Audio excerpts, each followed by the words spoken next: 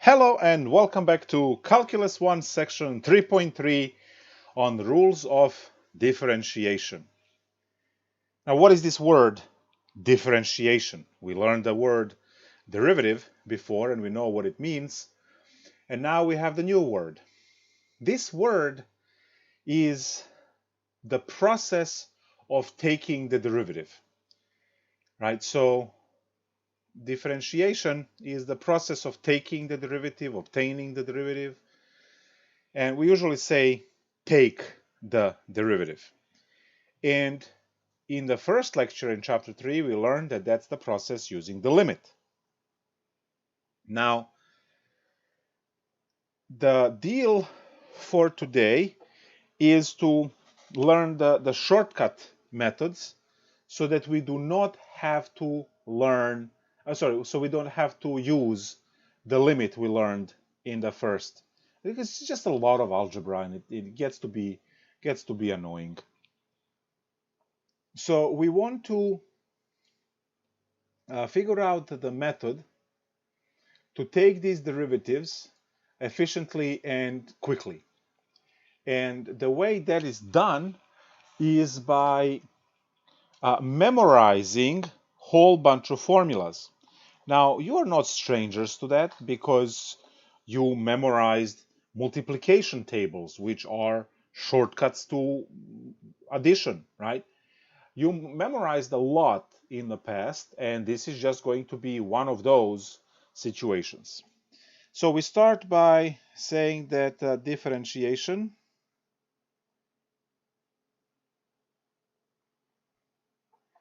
is a process of taking the derivative of f of x.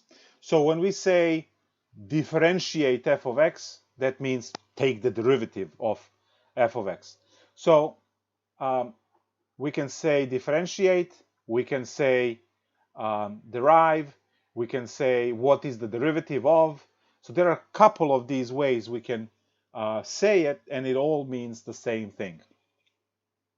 Now the next part is notation of the derivative notation.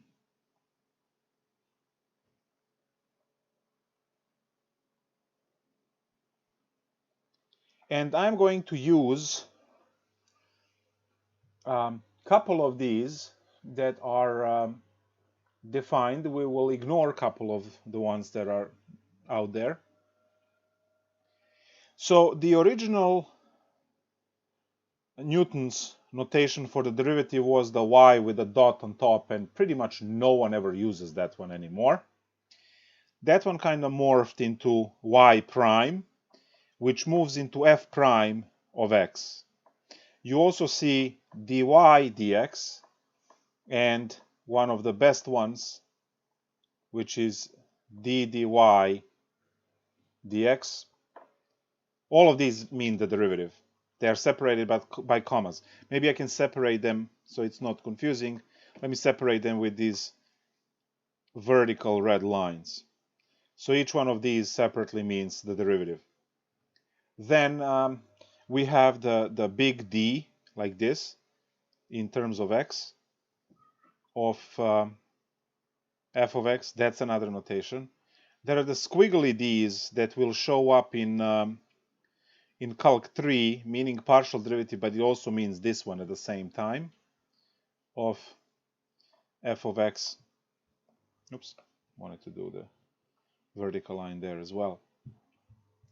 So a whole bunch of these, and we are going to live right here, these four. This is where we live. And I'll try to stay away from this one as much as possible. Right, so I'm going to try to stay away from that one. And we will eventually see why all of the other ones are better notation. Almost no one uses this. After 20 years of math education, I only had one engineering professor who used this notation that was original Newton notation. 90% of the time I will be right here as the best notation, which again, it's not time now for me to explain why this is the best notation. And so far you are probably familiar just with this one, which is still okay to be used, but for the sake of your later education, and I will explain that in detail when we get to it in Calc1, this is the notation, and then this is the practical part of that. So we'll see that. So now, how is this notation used? So if you want to use these two, say, want to use y prime or f prime of x. If you want to use those, then we must use a separate line for a function and a separate line for the derivative. So need to use, should I say separate lines? Yeah, or whatever. Separate lines for y and y prime slash f prime. Now, what do I mean by this? Well, if you say y equals x squared, then you will go to the new line and write the derivative. You cannot put it in line. You cannot say equals 2x because obviously x squared is not equal to 2x. You can't do that. And the same thing if you say f of x, which is the original function, is x squared, you go to the next line and you say that, right? But if you want to use d dx, then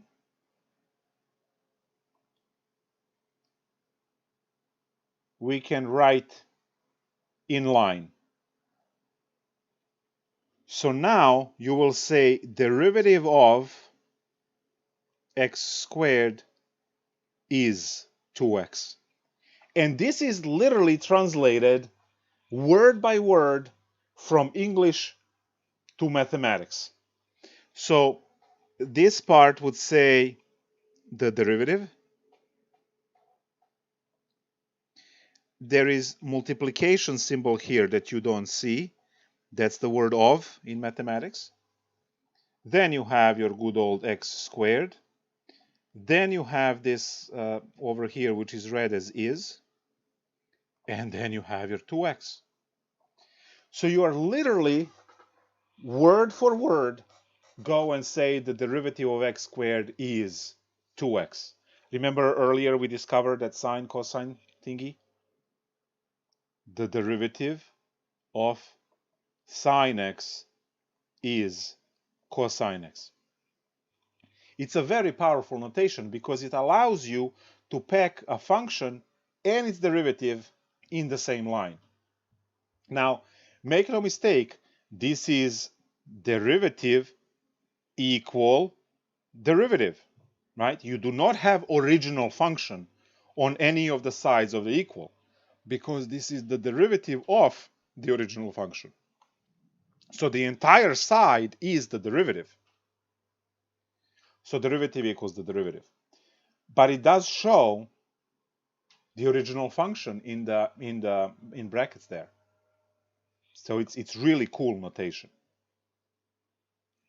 So that's the notation, and we are primarily going to use this notation. Eventually we'll define this as the differential operator, and we'll have a lot more fun with all of these things. But for now, we just need to know that if you want to show the function and the derivative in the same statement, you absolutely must use what we call Leibniz notation, right? Mathematician who came up with calculus at the same time Newton did, but Newton got way more credit right, than Leibniz, even though Leibniz did far cooler things with it at the time. Well, that's actually that was a terrible statement because Newton used it to define kinematics and tell us how the whole kinematics works, right? Um, Leibniz did a lot more with finances, banking, and economics, and did a lot for and had much better and cooler notation that it's way more useful. And we'll see that when the time is right, why his notation is vastly superior. But yeah, Newton was the first to give us this really good notion of kinematics and really jumpstart physics. So we cannot downplay Newton at any point. Anyway, so now let's take a look at the rules. The first rule is that the derivative of the constant is equal to what?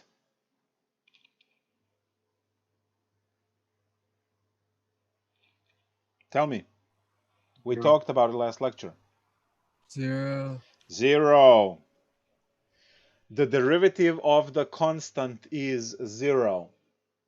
Why? Because derivative measures change, right? Derivative measures change, and the constants do not change. So this literally means the change in constant is 0. There is no change in a constant. So now I can ask you what is the derivative of 7, and you will say 0.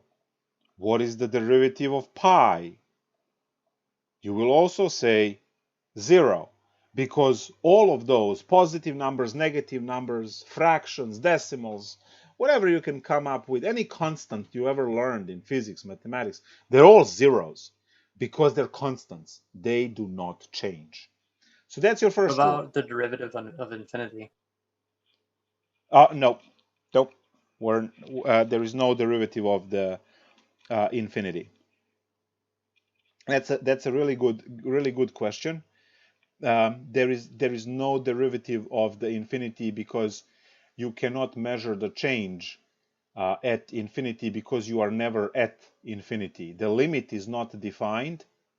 And what we learned in the first part of the course in 3.1 is that you are taking the limit for this, and that limit can be changed into the limit if you want to find what's happening at infinity at that point, and the limit would not be defined, so the whole procedure would fail. So we can't do that. You have to either say the constant or you have to have a function. Good try. Nice.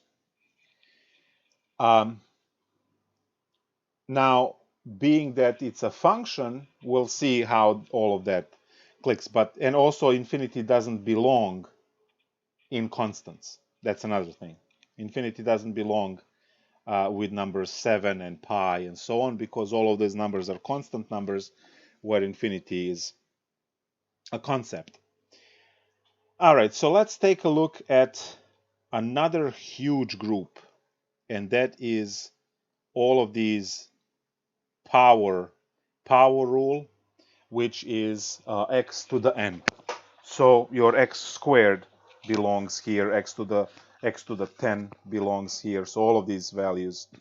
And what you are memorizing is that is n, x to the n minus 1. So whatever your n happens to be, you just drop it there and subtract 1 in the exponent. So that's your next rule. You are memorizing that rule. And guys, this rule covers a lot of problems. Let's take a look. We can definitely check what the derivative of x to the 9 is, but we can also use this rule to figure out the derivative of square root of x, and we can also use this derivative to figure out what the derivative is of 1 over x to the, let's say, 6. All of these problems can be figured out by the formula above. And let's just use the formula. So what would be the first one up there?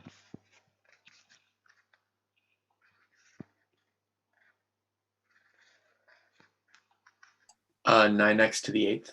Perfect. So you drop the exponent as is, that's the n part, and then 9 minus 1 is 8. Done deal. Now, what should I rewrite this middle problem as so I can use the rule above? X to the 1/2 power. Perfect. So we use algebra to write this as x to the 1/2, and then we use the formula. So you drop your 1/2 in front, and then subtract 1, it becomes negative 1/2. Because 1/2 minus 1 is negative half. So this works out to be 1 over 2 root x if you put everything together, because the negative exponent pushes this x in denominator, and then it's x to 1/2, which is a root. There is already 2 in front, so 1 over 2 root x. Now some people choose to memorize that as a formula, which I would not suggest, but you will eventually, that the derivative of this is that, memorizing it as a formula. You will know this rule very well because it's used a lot in all calculus and physics courses. So you will know that rule. There's no doubt about it. Now, do you want to clutter your head with memorizing root x? That's up to you. And we have another rule over here on the bottom, which is, what should I write? The derivative of what?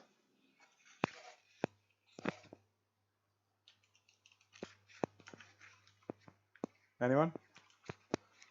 I just want the algebra part.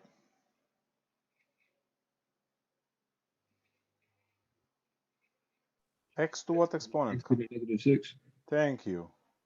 I started getting concerned that the calculus students don't know that. So negative 6, so we drop negative 6, and when I subtract 1, it becomes negative 7. So now it's negative 6 over x to the positive 7, right, when you push it down in denominator. So do we see what are the 3 types of functions that this takes care of? It takes care of the polynomial, which is x to the n. It takes care of the radical function, which is the nth root of x. Right? I can make this very easy, 4th root, right? And then this becomes a quarter. And you just work out your algebra with the quarter rather than a half. So we can make that any order of the root. So I'll put n. And then rational functions, which are 1 over x to the p, whatever exponent is. I had a 6, but you can have anything there. This one rule takes care of a lot of different functions. So we had constant, we had all of the polynomials, which is, constant does belong in polynomials as well. It's a part of the polynomial because the definition of the polynomial starts with that a0 plus a1x plus a2x squared. So if you chop off everything after a0, then it's just y equals a0. That's a constant. Quick question. Yes. So are both of those accepted answers, or are we supposed to keep write the answer in the last? The way you have it last, is that supposed to be where the answer should be, or are both of them acceptable? Oh, simplified answers? Yes. Now, right now it actually doesn't matter, but I'm going to say yes, write them in simplified form because chapter 4 is eventually going to show up. And in chapter 4, you have to solve equations with the derivative. Chapter 4 will have the famous equation f prime equals 0. So do you really want to go and say 1/2 x to the negative 1/2 equals 0? Yeah, good luck with that. Okay, so We are going to simplify algebra as much as possible and practice that as much as possible, even though we don't need it in Calc 3, in Chapter 3. And then when Chapter 4 kicks in, you will have to solve those equations. So you will have equals 0 equals 0.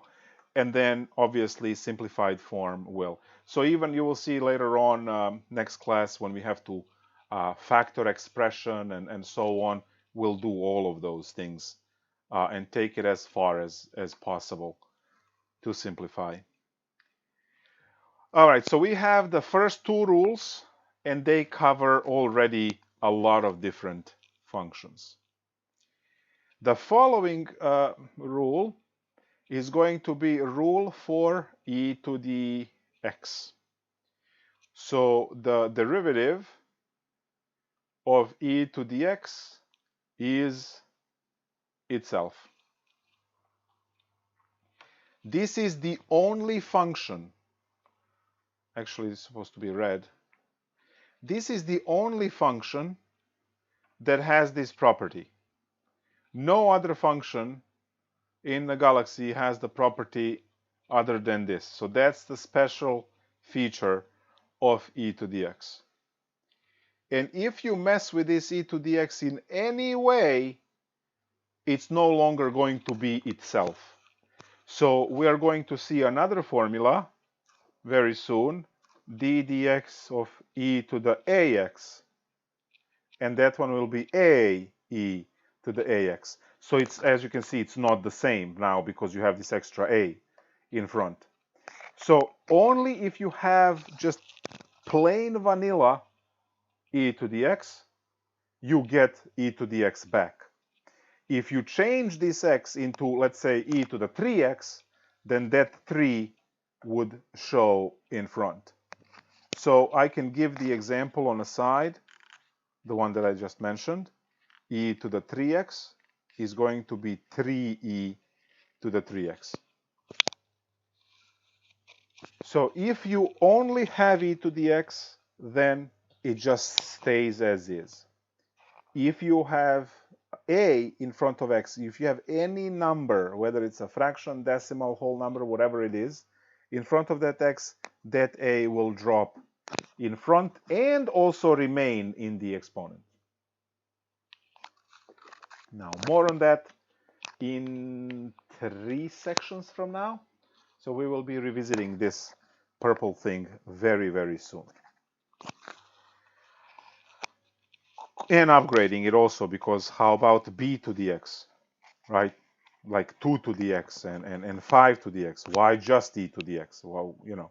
So we'll deal with all of that when we get to the section where we are in. Right now, just a basic rule, and be careful if you see on the homework or anywhere else. Like, be careful with this stuff. Okay. The next order of business over here. So now we have constant rule, we have polynomial, radical, rational, and we have e to the x with this modification. It is time for us to learn the rules that glue all of these together. And those are the addition, subtraction, and constant multiplication rules. So more rules. Number 1, the derivative of f of x plus g of x is derivative of f of x plus separate derivative of g of x. And then we have the same rule for subtraction. Now you've seen these rules for limits. They should not be strange or new. You had the same rule for limits. And except I just put plus and minus in the same rather than separating them into 2 separate formulas.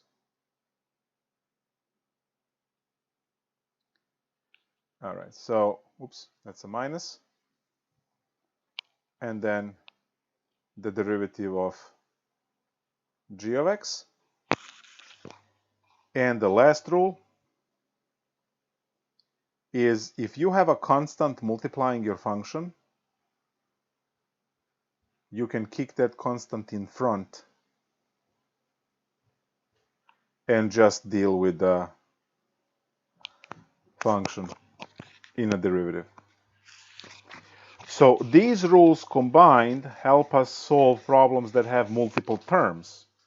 If you take a look at the examples we had prior to these rules, all of our problems were a single term problem because we were only applying one rule at a time. But now I can ask, what is the derivative of 3x to the fourth minus third root of x? I can do that. And you would say, oh, well, I need to use rule 2 to separate this into two separate problems. There will be a derivative for this, and then completely separate derivative for the second one. So, I mean, this step you will eventually do in your head without writing it down. But now we want to write everything down to practice the rules. So take derivative of the polynomial and then take the derivative of the radical. Let's just write it as x to 1/3 just because we know that we have to deal with that.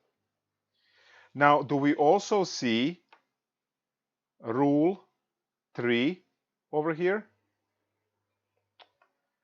My tablet bent and then do we see the rule 3 over here for this part? There is that c, right, in front of the function. You can kick it out. So I have one more thing over here that I can simplify. So we can kick 3 outside and then just focus on the derivative of x to the fourth. And then we subtract whatever derivative we get for x to the 1/3. Now, within a week or so, you should be going from here directly to the answer. But right now, we are practicing every single step.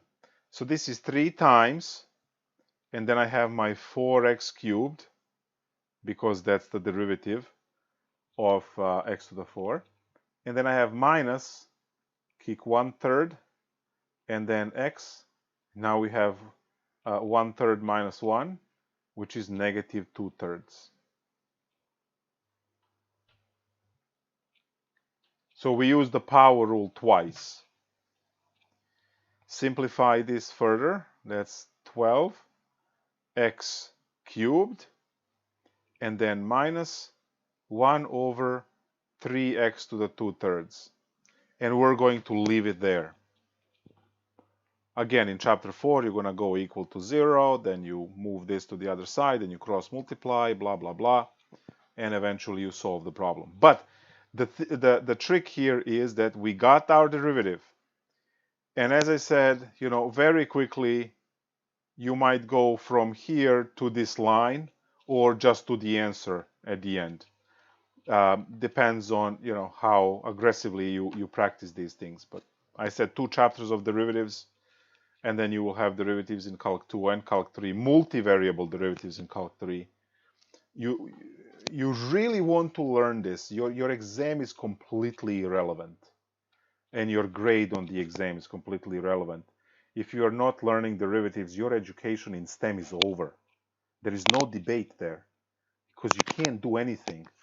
You will see the range of things that are calculated by figuring out the derivative, and the range of what functions and concepts we are dealing with. So that's not a joke. Professor, I'm a little behind I need to catch myself up on the limits. Is it cumulative? Like, does limits build on this chapter? No, we only have limits to define derivatives, but now we are switching to using these formulas to find derivatives. So we will not be using limits until, again, in chapter 4 there will be limits, and then chapter 5 will have limits for various purposes, and then half of your Calc 2 will be limits again. But that's Calc 2. Right now, we are learning the shortcut method, so you don't have to use the limits when you are solving these problems. Because imagine what would it take to take this derivative using the limit, where you have to go and expand that x plus h to the fourth, right? And then have to expand x plus h to the 1/3 as well, which would be cube root, and then you have to rationalize with the 2/3 on the other side, and it's just a lot of mess. So we're trying to avoid limits because calculations take forever, which is why we are asking people to memorize the shortcut. So this is equivalent to, if I ask you how much is 8 plus 8 plus 8 plus 8 plus 8, and you are not going to, in your right mind, gonna say 8 plus 8 is 16, 16 plus 8 is 24. No, you're just gonna say 1, 2, 3, 4, 5. 5 times 8 is 40. Well, how do you know it's 40? You never added this. You just counted 5 of these, and all of a sudden you know it's 40. You memorized. You spent a year in school memorizing all the way from 1 to 1 to 10 times 10, which are 100 of these in the multiplication table. And that's why you know that 5 times 8 is 40. It's a shortcut. This is a shortcut.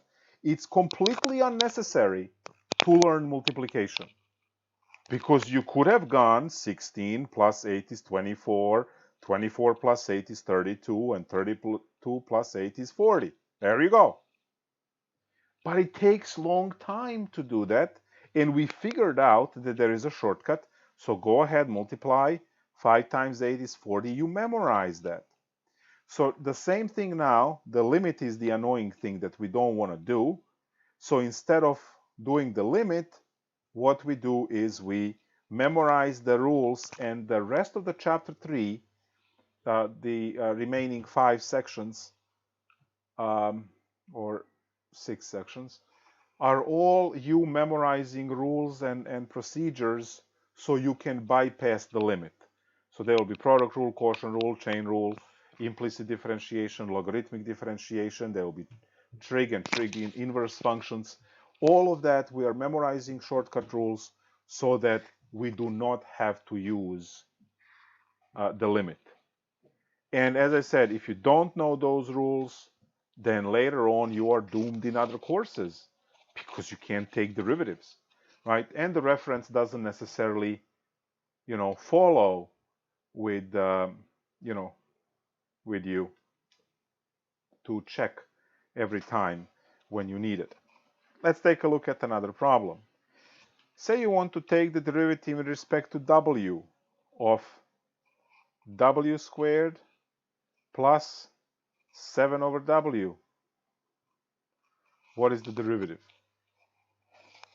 Well, we don't care what the variable is. As long as it matches, we're cool, right? It's the same variable. You are taking the derivative in respect to w. All of these have w's. So those are the variables you are working on. We're good to go. So I have the derivative in respect to w of w squared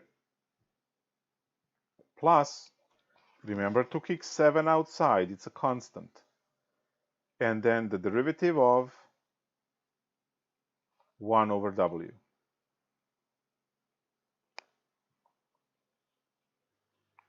the derivative of w squared is 2w as always. Your exponent drops down, and then you have w raised to the w 2 minus 1. So w to 2 minus 1. 2 minus 1 is 1. So it's just a single w here. Plus 7. And now this one is w to the minus 1. So you drop minus 1 down, and then w minus 1 is minus 2. It's 2w. This is negative 7. So minus 7 over w squared. And that would be the derivative.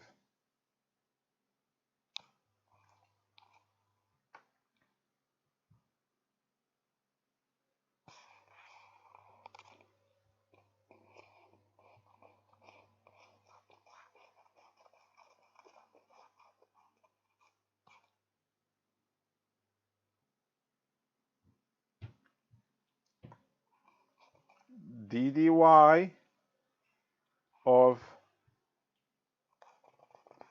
4y to the 8 minus 6e to the 4y. I will give you, what, 18 seconds to do this? Go.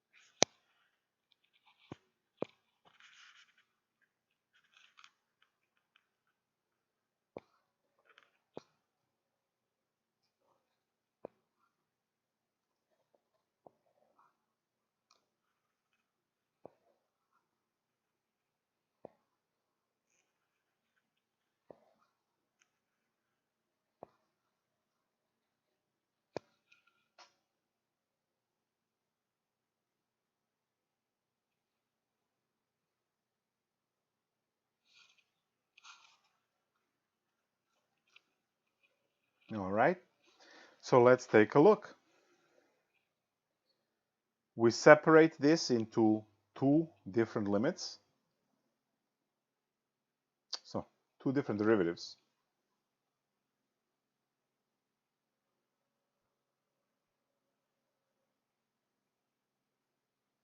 And we keep the minus in between. Then we kick the constants outside. That was the rule 3. And we only focus on taking the derivative of the problem.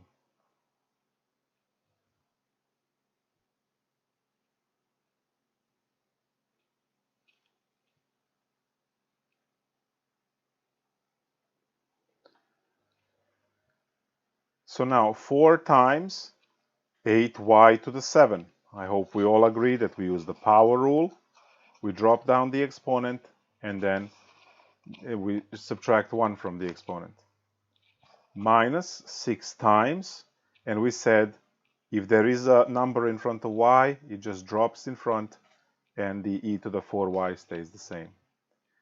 So now 4 times 8, that's 32, y to the 7, minus 24, e to the 4y. So we say that this is the derivative of the function for y to the 8 minus 6e to the 4y. So that's the derivative. Is that how you want us to put our answer on for the test or no? Well, your question is, Like, is that, like, what other way would you? That's what I worry. Like, what other way would you have? Because all of the problems that we have starts when people start making up notation and things around. There is a way that we present things. We have the problem, and we have the answer. I think he means, do you need to do it in those steps? Like, do you Oh, mean for that? the, yeah, none of this is necessary. I don't care about any of this stuff, right? Oh, okay. Some of you might already know. Some students might be repeating Calc 1 for whatever reason, and they already know how to deal with derivatives. This will be the part, or might not be the part, of those pictures you send within 5 minutes of finishing the exam. So if this is wrong, if the answer is wrong, I can go to the work and check if there is work, and check and see, partial credit. Maybe you missed a minus. Maybe you missed a 6 over here. Maybe, you missed something, obviously, because the answer is wrong. And then I can give partial credit. If you just have problem directly to the answer and answer is wrong, then there is no partial credit because there is nothing to grade, right? And if you cheated to get from point A to point B, hey, you have your credit. I mean, it's meaningless because you will never be able to pass the courses that are coming later, right? So, whatever. The thing is that you can use whatever amount of steps you need in between, and by the end of Calc 1, every student should be able to directly answer this question. By the end of Calc 1. Now, when you are learning it for the first time and seeing it for the first time, any amount of steps in between is perfectly acceptable, right? But by the end of Calc 1, you should be able to go just directly into it. Okay. Can anyone tell me why is the derivative of x 1?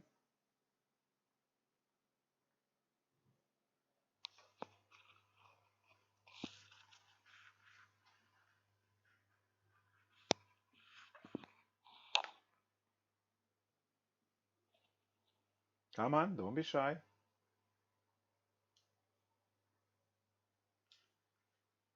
Why is the derivative of x1? The rate of change of y equals x is 1. Yes, very good. For every, and also the chat on YouTube says for every one movement in x, y moves 1 unit up. Yes, this over here is technically function y equals x, which is the 45. And then you can either say the way you said it or the way the student on YouTube said it. For every unit of 1 going this way, you go 1 unit up. Your slope m is equal to 1. And that's why that's the derivative of it. It's a constant increase. Now, you understand this. At least two of you understand this, right? From that graphical perspective, from the function, right, relationship perspective, and the actual deep understanding of calculus, which is awesome. But we can also use the nx to the n minus 1 formula to calculate. And you have this problem, and x is raised to the first power. So the derivative of x raised to the first power is you drop down the power, that's the n part, x, and then 1 minus 1 on top gives you 1 times x to the 0. X to the 0 is 1, so you get 1 times 1, and the answer is 1. So you can also use the formula to show that the derivative of x is 1. So derivative of constant is 0. Derivative of the single variable, x or y or whatever, is 1. And then you have this rule, you have the E rule, and then you have those that separate the problems. One more thing. higher order derivatives.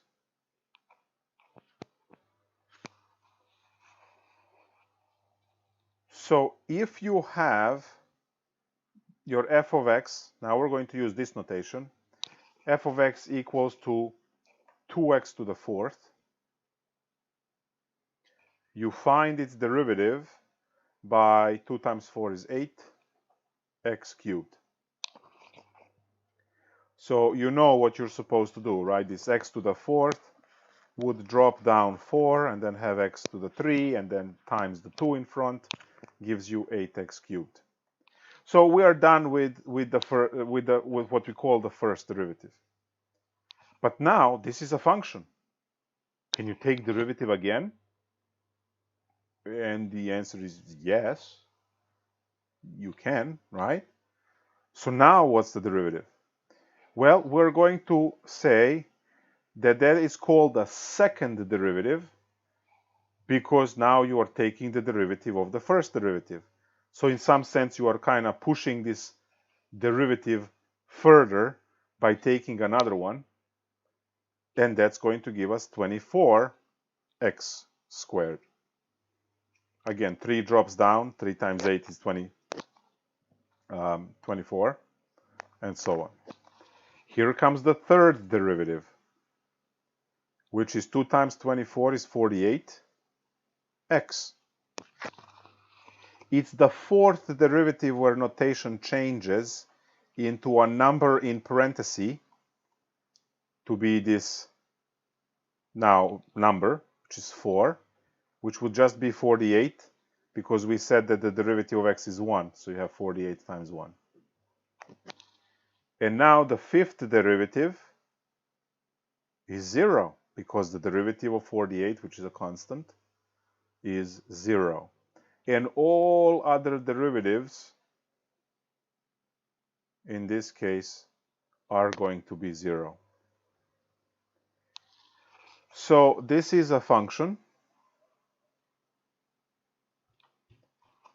Also silly to say, but it is a 0th derivative because you didn't take any derivative, so it's 0th derivative. It's function itself. Silly but true. And then you have the first derivative. This is what we've been dealing with so far. But now you have the second derivative and the third derivative and the fourth derivative and as many of these derivatives as you want. All of these after the first derivative are known as higher order derivatives.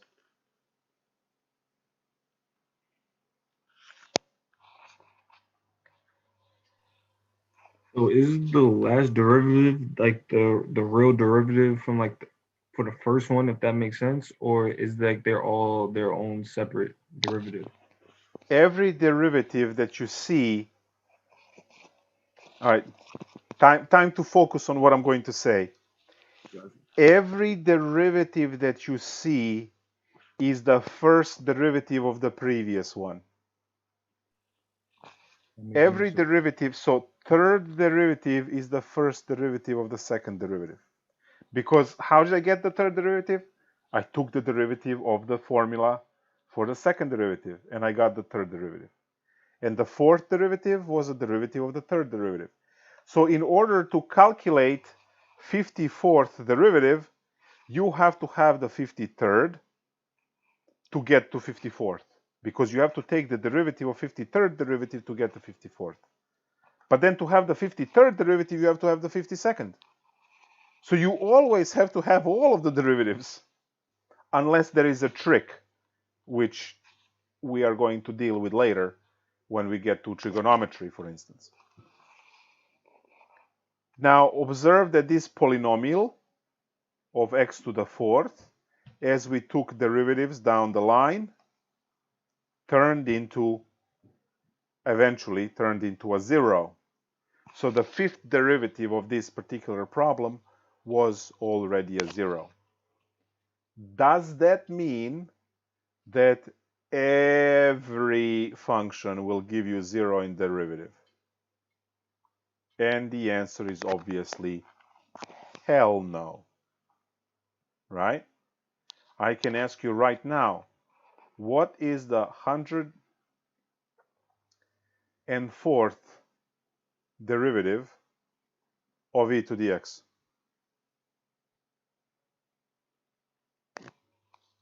And you should know that answer immediately. What's the first derivative of e to the x? E to the x. And what's the next derivative of e to the x? E to the x. And how about the next one? It's going to be all the way down to 104. Exactly, all the way down to 104. If your function e to the x is this, then you will have it all the way down to 104th derivative and beyond, right? It will always be e to the x. Always be e to the x. We'll see interesting thing with derivatives when we go to the sine and cosine. We're not there yet. There is a whole lecture, I think it's 3.5, called trigonometric or derivatives of trigonometric functions. So we'll deal with sine and cosine then and there. But now I can simply ask you, if the f of x is 1 over x, what are the first, second, and the third derivative? Go ahead, compute them.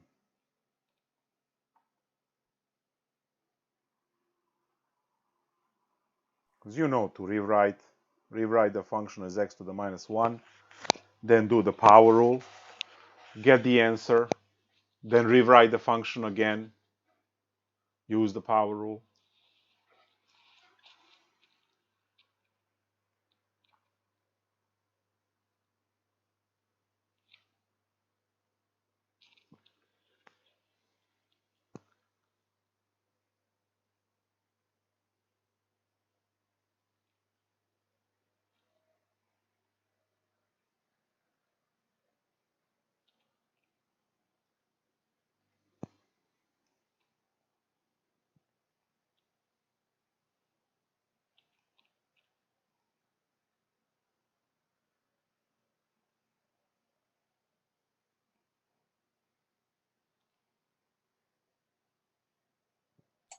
Do you have to rationalize it before you take the next derivative? We are not going to have any square roots anywhere, so no on rationalizing in this case, right? If I had a square root, and you don't have to actually rationalize if you have x, only if you have like a root 2 or particular value, then you rationalize. But if you just have a root x, you can leave it, because that x could be 4, and then root of 4 is 2, so there is no reason to rationalize. But in this case, you should not have any square roots floating about, so there shouldn't be any rationalizing in any of the derivatives.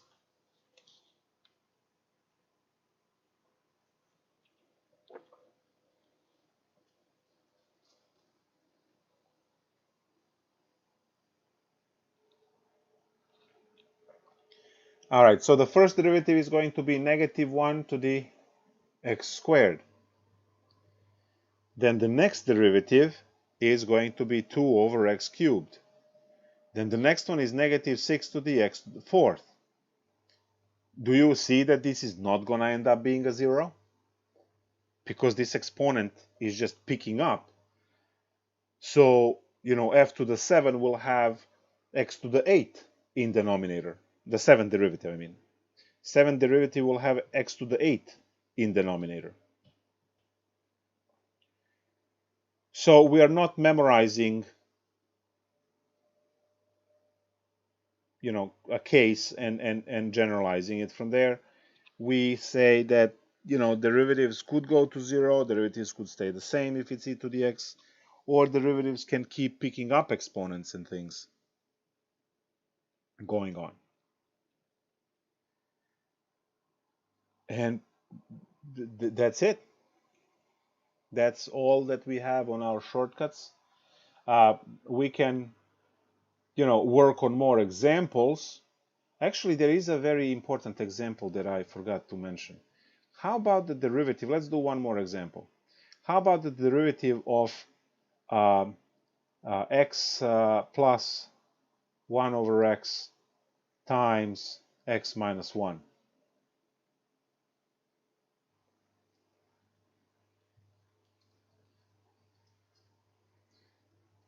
Do you have a rule that deals with the product of two functions listed so far? Do we have that rule?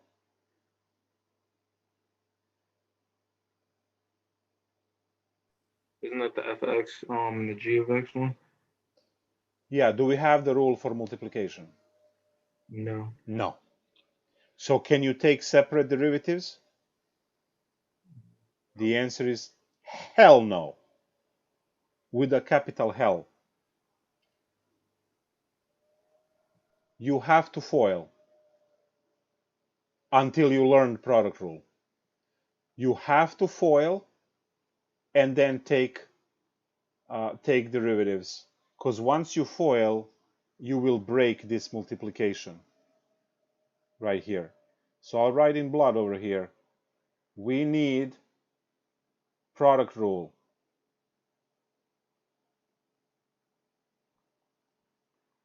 And that's going to be 3.4, our next lecture. So the only option you have now is to FOIL. That's the only thing you can do. X times x is x squared. X times -1 is minus x. 1 over x times x is plus 1. And then minus 1 over x. And now you take derivative of each one of these separately. Derivative of x squared is 2x. Derivative of minus x is minus 1. Derivative of 1 is 0. And derivative of the 1 at the end is -1 over x squared. And then you just write it nicely. 2x minus 1 plus 1 over x squared. When you write negative and negative makes positive. And then that takes care of the problem. So you might run into a couple of examples on the homework and the textbook where you do have the product of two functions. You have to FOIL. That is the only method you have right now. And next Monday at 3, we are going to go through the product rule calculation. And you will know that formula for product and quotient rule. Those are special formulas. You cannot do them separately. You have to use those formulas, and then we'll have even more algebra to simplify and factor and so on to show the solution at the end in preparation for chapter 4 to set it equal to 0 and solve equations. So there you go with the 3.3 lecture, which you will be using pretty much every day for the rest of your STEM education. Stealth education, yeah. STEM education. You will be taking derivatives constantly in physics, engineering. And yeah, this is something that never goes away. Your formulas in Calc 2 will have derivatives that you will have to take. Your substitution rules for integration will have derivatives in them. So even though derivative is not the main concern of Calc 2, you are going to have this be used and useful in all of those, including physics and so on. And we'll see how this sneaks into pretty much every possible topic or major or whatever you want to call it of life. Questions? Concerns? Anything? No, thank you. All right. So I'm going to then leave for 5 minutes, and then 5:30 office hours start. If you have questions, if you come up with anything, the link is on Canvas announcements for the office hour, and I will see you there in 5 minutes. Bye. Thank you.